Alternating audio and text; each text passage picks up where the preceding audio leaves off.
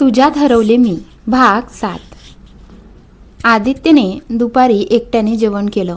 त्यात त्याचं मन लागत नव्हतं, पण जबरदस्तीने थोडं जेवला आणि मग सगळं काम आटपून बसून टीव्ही पाहू लागला.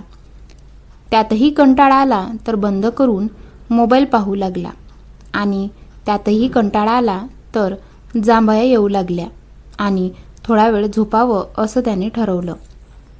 रूममध्ये जाण्याआधी हॉलचे सगळे लाईट आणि पंखे बंद करून एकदा दरवाजाजवळ येऊन त्याने कविताताईकडे पाहिलं, जी खुर्चीवर बसून डोळे बंद करून बसली होती. तिला पाहून आदित्य म्हणाला, ही तर झोपली आहे.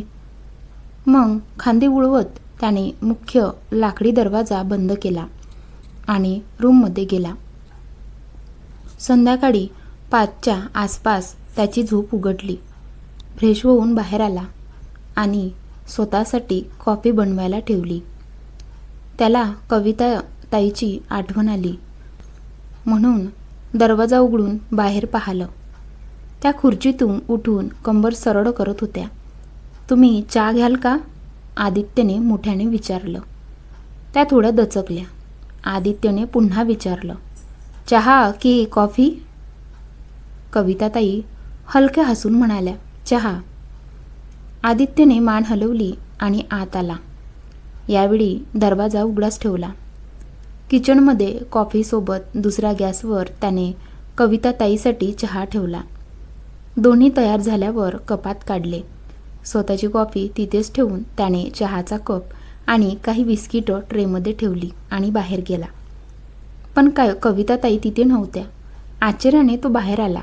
तेवढ्यात मागून आवाज आला, मी इथे आहे साहेब. आदित्य मागे वळला. त्या हात पुसत येत होत्या. तुम्ही कुठे गेला होता? त्या हसून मागे बोट दाखवत म्हणाल्या, मागे गेले होते वॉशरूमला. तिथे वॉशरूम पण आहे? आदित्याने आश्चर्याने विचारलं. त्या म्हणाल्या, हो आहे. इथे सगळ्या घरांच्या मागे वॉशरूम आहे. काही घरांमध्ये तर गार्डसाठी छोटा रूमही आहे. आदित्य म्हणाला, वाव, मलाही ते घर घ्यायला पाहिजे. मग स्वतःच हसत म्हणाला, पण माझ्या आवाक्या बाहेर आहे भाऊ. दोघेही हसू लागले. त्याने ट्रे त्यांच्या हातात दिली. त्या म्हणाल्या, थँक्यू. आदित्य आत आला. कॉफीचा कप हातात घेऊन घराबद्दल विचार करू लागला. तेवढ्यात त्याची नजर वरच्या जिन्याकडे गेली. तो थांबला. वर बघायचं राहिलं आहे. तो जिन्याकडे पाहत म्हणाला, सायलीच्या आईवडिलांची रूम आहे आणि टेरेस, पण जाऊ का नाही? थोडा विचार करून त्याने खोल श्वास घेतला. Let's do it. शेवटी भाडं देतोय तर पूर्ण घर पाहायलाच हवं, असं म्हणत तो वर गेला. वर पोचल्यावर त्याला उजेड दिसला. समोर एक दरवाजा होता. त्यावर कुलूप होतं. त्याने हात लावून कुलूप पाहिलं. कुलूप? पण का? आजूबाजूला काही सजावट नव्हती. त्याला सायलीचं बोलणं आठवलं. आईवडिलांची रूम वर आहे. तो म्हणाला, बहुतेक हीच रूम असेल. पण अशा जागी? मग दुसऱ्या बाजूला अजून एक दरवाजा दिसला.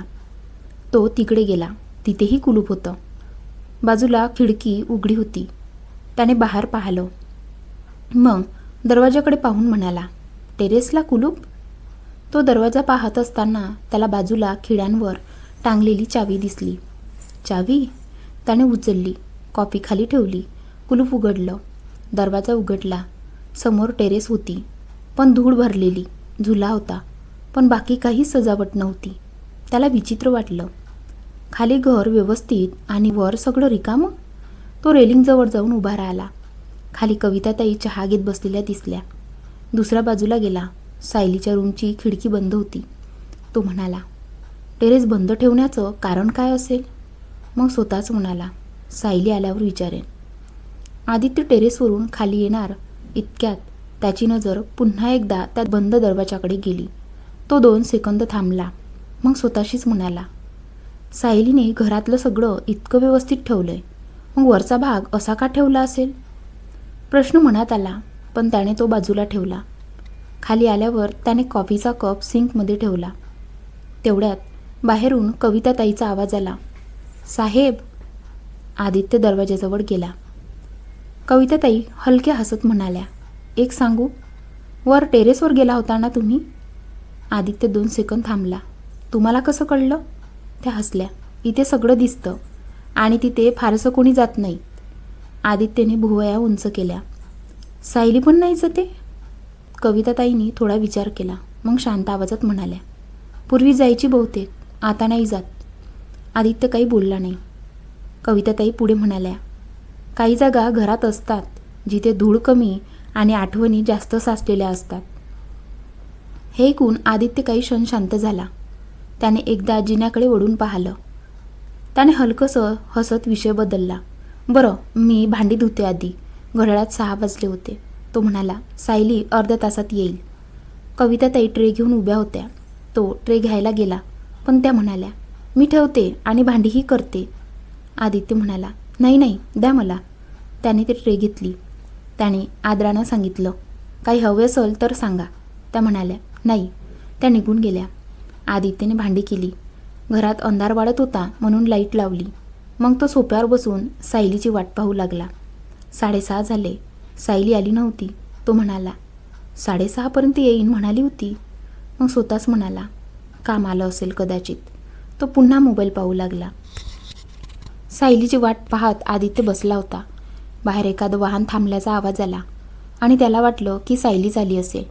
पण 5 मिनिटं झाली तरी कोणी आत आलं नाही, म्हणून त्याला वाटलं कदाचित ती नसेल. पण थोड्या वेळाने जाडीचा दरवाजा उघडला. आदित्यने मान वर करून पाहिलं आणि समोरचे दृश्य पाहून तो दचकला. तो लगेच सोफ्यावरून उठून उभा राहिला. सायली? काळजीने आदित्य दरवाजाकडे धावत गेला. तिथे सायली उभी होती आणि तिच्यासोबत कविताताई होत्या. सायलीच्या कपाळावर मोठी पांढरी बँडेजची पट्टी होती. तिच्या पांढऱ्या टी शर्टवर रक्ताचे डाग दिसत होते. ते धुवायचा प्रयत्न केला होता पण पूर्ण गेले नव्हते. What happen to you Sayali? हे कसं झालं? आदित्यने घाबरलेल्या आवाजात विचारलं. पण सायली खूप शांत होती. ते काही क्षण आदित्यच्या चेहऱ्याकडे पाहत राहिली आणि मग स्वतःला सावरत म्हणाली, अरे काही नाही झालं, छोटासा ॲक्सिडेंट झाला आहे, इट्स नॉर्मल. सायली हळूहळू आत आली आणि सोफ्यावर जाऊन बसली. आदित्य गोंधळून कविताताईकडे पाहू लागला. कविताताई म्हणाल्या, पण झालं कसं ते तरी सांगा. सायलीने पर्स बाजूला ठेवली आणि डोळे बंद करून डोकं मागे टेकवलं. आदित्य आणि कविताताई दोघेही तिच्याकडे उत्तराच्या अपेक्षेने पाहत होते. कविताताई पाणी घेऊन आल्या. सायलीने पाणी घेतलं आणि थोडं प्यायल्यानंतर वर पाहिलं. दोघेही अजूनही तिच्याकडे पाहत होते. सायली हसायला लागली. अरे, तुम्ही दोघं इतके घाबरलात जसं काही खूप मोठा अपघात झाला आहे. रिलॅक्स, तसं काही नाही. आदित्य थोडा चिडून म्हणाला, मग नीट सांग ना, उगाच सस्पेन्स का करतेस? आम्हाला तुझी काळजी वाटते म्हणून विचारतोय. सायली काही क्षण त्याच्याकडे पाहत राहिली. मग शांतपणे म्हणाली, मी मॅनेजरच्या केबिनमधून बाहेर येत होते. थोडा वाद झाला होता. रागात बाहेर पडताना समोर पाहिलं नाही. एका मुलीला धडकले. आम्ही दोघींनी एकमेकींना पकडलं, पण माझा तोल गेला आणि भिंतीला डोकं लागलं. बस. ती हसली. देवाची कृपा की खाली पडले नाही, नाहीतर कमर गेली असती. मग पुढे म्हणाली, डॉक्टर म्हणाले काही गंभीर नाही. ऑफिसमध्येच ट्रीटमेंट मिळाली, इंजेक्शन, औषध सगळं झालं. ती दोघांकडे पाहून म्हणाली, झालं, मिळालं उत्तर. आता फ्रेश व्हायला जाऊ का? कविताताईंनी मान हलवली. मग आदित्य शांत होता. सायली उठली. सकाळी जी व्यवस्थित तयार होऊन गेली होती त्याच्या उलट आता ती खूप थकलेली दिसत होती. केस क्लिपने बांधलेले, मेकअप जवळजवळ नाही, हातात घड्याळही नव्हतं. सायली आत निघाली तशा कविताताईही बाहेर जायला निघाल्या. आदित्य तिच्याकडे पाहत होता. स्वतःला त्याने ठरवून सांगितलं होतं की आता फक्त मैत्री. पण तरीही तिला अशा अवस्थेत पाहून त्याला वाईट वाटलं. तो हळू आवाजात म्हणाला, सायली. सायली थांबली, पण मागे वळली नाही. आदित्य थोडा पुढे येत म्हणाला, are you sure you are feeling good? हवं असेल तर आपण हॉस्पिटलला. नो. सायलीने त्याचं वाक्य पूर्ण होऊ दिलं नाही. ती वळली. हलकंसं हसत म्हणाली, डोंट वरी आदित्य, मी ठीक आहे. फक्त या डिग्री नसलेल्या डॉक्टरने इतकी मोठी पट्टी बांधली आहे म्हणून तुला वाटतंय. औषध घेईन आणि ठीक होईल. आदित्य हसला. सायलीने विचारलं, आता जाऊ की अजून प्रश्न आहेत? तो हसून नाही म्हणाला. सायली हसली. मग म्हणाली, कॉफी? आदित्य हसला. ओके. तो किचनमध्ये गेला.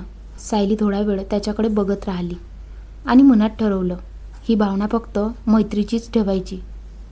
आणि हो, कसा वाटला आजचा पार्ट कमेंट करून नक्की सांगा. आणि कथेच्या पहिल्या भागातील ती मुलगी जी आलीच्या फार्म हाऊसमधून ॲटोच्या मदतीने हॉस्टेलवर पोचली होती, ती मुलगी कोण आहे हा सस्पेन्स पण उलगडायला थोडा वेळ लागेल आणि त्या मुलीची पण या कथेमध्ये नक्की एंट्री होतील. अशी ही सस्पेन्स आणि रोमॅन्टिकने भरलेली कथा शेवटपर्यंत नक्की पहा आणि या कथेला तुमचा बाकीच्या कथेप्रमाणे नक्की साथ द्या. आणि आजचा भाग आवडल्यास व्हिडिओला लाईक करा, चॅनलला सबस्क्राईब करा आणि आपल्या मित्रमंडळींना ही कथा शेअर करायला विसरू नका. चला तर मग भेटूया तुझ्यात हरवली मी या कथेच्या भाग 8 मध्ये. धन्यवाद.